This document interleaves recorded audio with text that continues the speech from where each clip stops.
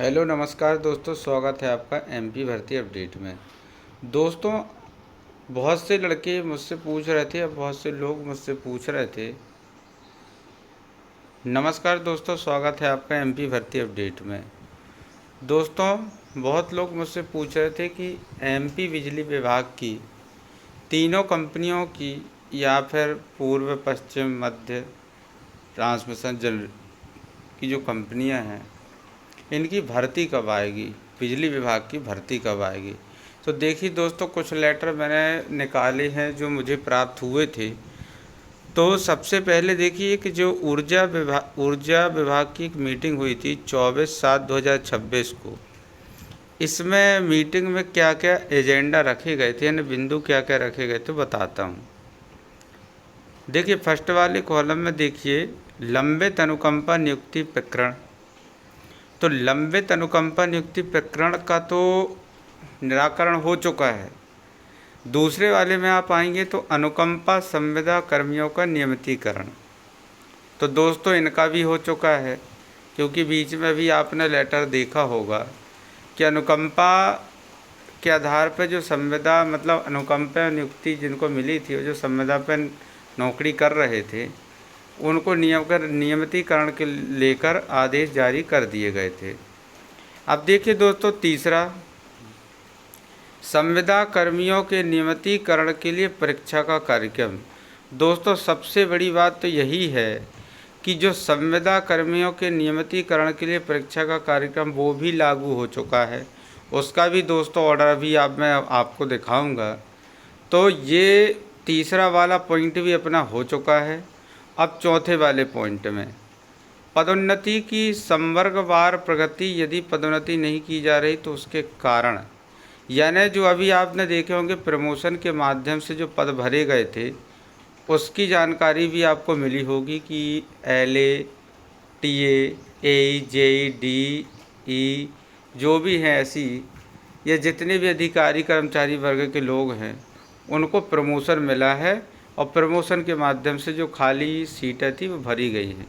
यानी आप इससे ये समझिए कि जो LA, TA, AE, JE की जो भर्ती हैं वो आएंगी, ये आप पक्की बात मानिए। क्योंकि फर्स्ट, सेकंड, थर्ड, यानी अनुकंपा लंबित अनुकंपा नियुक्ति, अनुकंपा संविदा का नियमितीकरण और संविदा कर्मियों का नियमितीकरण, ये तीन तो पूरे हो चुके हैं और चौथा भी पूरा हो चुका है।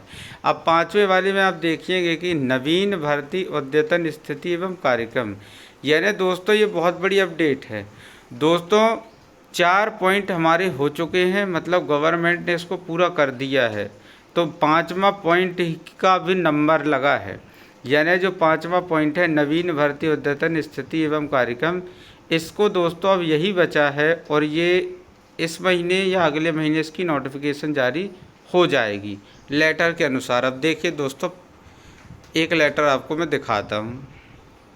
ये देखिए, ये किसका है? ये संविदा कर्मचारियों का नियमितीकरण का है। दोस्तों, जो जो बिंदुवार मैंने आपको जानकारी दी है उसमें एक बिंदु इसका भी था। तो संविदा कर्मचारियों का तो नियमितीकरण के लिए विभागीय परीक्षा आयोजित की जा रही है, और पूर्व क्षेत्र कंपनी में ऐसी जो अधिकारी रहते हैं, ऐसी उनके माध्यम से पेपर तैयार किया जा रहा है, यानी विभागीय परीक्षा ली जा रही है। तो उनका नियमितीकरण तो हो चुका, ये लेटर आपको मैं दिखा दिया। अब चलिए एक और लेटर, इसमें देखिए, इस लेटर में आप देखिए कि सभी उत्तरवर्ती कंपनियों के लिए इस योजना के अंतर्गत बाह्य स्रोत एजेंसी के माध्यम से एक जाई भर्ती प्रक्रिया संपादित करने के लिए पूर्व क्षेत्र कंपनी नोडल कंपनी होगी। मतलब ये किसके लिए है? जो आउटसोर्स कर्मचारी सोच रहे थे कि क्या नई भर्ती निकलेगी तो आउटसोर्स कर्मचारियों को हटा दिया जाएगा। दोस्तों, ऐसा कुछ भी नहीं होगा। आउटसोर्स का टेंडर अभी चल रहा है, जिसकी जानकारी मैं वीडियो के माध्यम से आपको देता रहता हूँ। आउटसोर्स का ठेका निकला हुआ है, मतलब टेंडर निकला हुआ है, और टेक्निकल बिड अभी प्रोसेस चल रही है, मतलब टेक्निकल बिड ओपनिंग हो चुकी है।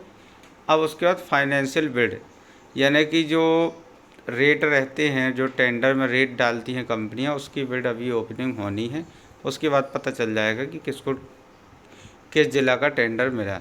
चलिए कॉल लेटर में आपको दिखाता हूँ। अब ये वाला लेटर भी आप देखिए कि लंबित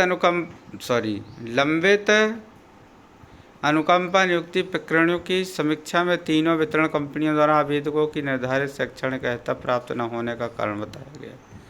लंबित आवेदकों के लंबित रहने के कारण सहित आवेदन का विवरण सूची 1 सप्ताह में प्रेषित करें।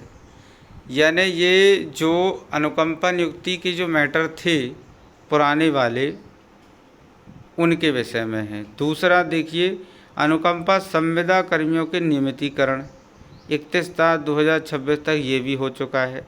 तीसरा, विभाग द्वारा अवगत कराया गया कि अन्य संविदा कर्मियों के लिए आंतरिक विभागीय परीक्षा इंटरनल डिपार्टमेंटल एग्ज़ाम किए जाने संबंधी निर्देश जारी किए गए हैं। तो दोस्तों ये भी हो चुका है। अब देखिए इसी में देखिए आप चौथे वाले नंबर पर कि नवीन भर्ती के लिए नियुक्ति के नियम व शर्तों का निर्धारण, एजेंसी का चयन, अनुबंध एवं रूल बुक का अनुमोदन आदि कार्य से संबंधित आवश्यक कार्रवाई सितंबर 2026 तक पूर्ण की जावे। दोस्तों यह बहुत बड़ी अपडेट है। दोस्तों जिनको ये लग रहा है कि भर्ती नहीं आएगी, तो आप बहुत बड़ी भूल में हैं। आप अपनी परीक्षा की तैयारी ज़ोरदार तरीके से कीजिए। ना तो आउटसोर्स कर्मचारी जो बिजली विभाग में लगे उनको निकाला जाएगा, और संविदा कर्मचारियों का नियमितीकरण हो चुका है। जो लंबित प्रकरण थे संविदा के अनुकंपा वाले, उनका भी पूरा हो चुका है। अब देखिए ये सिर्फ लास्ट वाला ये कॉलम बचा है पूरा करने के लिए। नवीन भर्ती के लिए नियुक्ति के नियम व शर्तों का निर्धारण, एजेंसी का चयन, अनुबंध एवं रूल बुक का अनुमोदन आदि कार्य से संबंधित आवश्यक कार्रवाई सितंबर 2026 तक पूर्ण की जावे। यानी जो कुछ लोग सोच रहे हैं कि भर्ती नहीं आएगी, तो दोस्तों अब भर्ती का ही चल रहा है और उसका परफॉर्मा बनाया जा रहा है। यानी रूल बुक कुछ दिन बाद जारी कर दी जाएगी।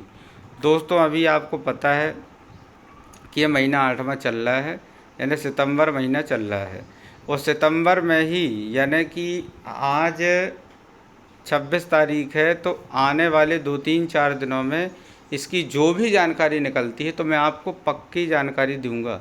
क्योंकि बहुत से ग्रुप व्हाट्सएप में विभाग के कुछ लोग मुझसे जुड़े हुए हैं जो मुझे पल पल की जानकारी देते रहते, तो मैं आपको तुरंत वो जानकारी दूंगा कि क्या है क्या नहीं है, सब जानकारी आपको दूंगा।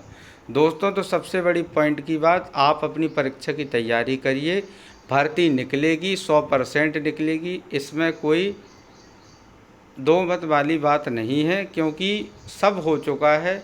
चाहे वो संविदा का नियमितीकरण हो, या फिर आउटसोर्स कर्मचारियों के टेंडर का मामला हो, या फिर लंबित संविदा अनुकंपा के प्रकरण हो, तो ये सब चीज़ें पूरी हो चुकी हैं। अब सिर्फ केवल ये चौथा कॉलम बचा है, नवीन भर्ती के लिए नियुक्ति के नियम व शर्तों का निर्धारण और एजेंसी का चयन।